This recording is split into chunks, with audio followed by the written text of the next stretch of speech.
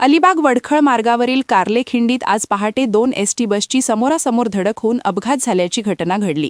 या अपघातात काही प्रवाशांना किरकोळ दुखापत झाली असून सुदैवाने कोणतीही जीवितहानी झाली नाही। मिळालेल्या माहितीनुसार एक एसटी बस अलिबागच्या दिशेने जात होती तर दुसरी बस जळगावच्या दिशेने प्रवास करत होती। कार्ले खिंडीत असलेल्या तीव्र वळणावर दोन्ही बस अचानक समोरासमोर आल्याने हा अपघात घडला। धडकेनंतर दोन्ही बसमधील प्रवाशांमध्ये काही काळ भीतीचे वातावरण निर्माण झाले होते। अपघातानंतर चालक आणि वाहकांनी तत्काळ प्रसंगावधान राखत बस रस्त्याच्या कडेला घेतल्या। या अपघातात दोन्ही बसचे काही प्रमाणात नुकसान झाले आहे।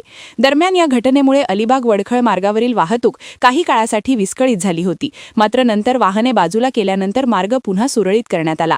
कार्लेखिंड हा परिसर धोकादायक वळणांसाठी ओळखला जातो। यापूर्वीही येथे एसटी बस तसेच इतर वाहनांचे अपघात घडले आहेत। त्यामुळे या मार्गावर वाहन चालकांनी विशेष खबरदारी घेण्याची गरज पुन्हा एकदा अधोरेखित झाली आहे। प्रशासनानेही या ठिकाणी सुरक्षेच्या उपाययोजना वाढवण्याची आवश्यकता व्यक्त केली जात आहे। वादळवारा लाईव्हसाठी न्यूज ब्युरो अलिबाग। नवी मुंबई व रायगड जिल्ह्यातील ताज्या बातम्या आणि घडामोडींसाठी सबस्क्राईब करा वादळवारा लाईव्ह चॅनल आणि दाबा बेल आयकॉन।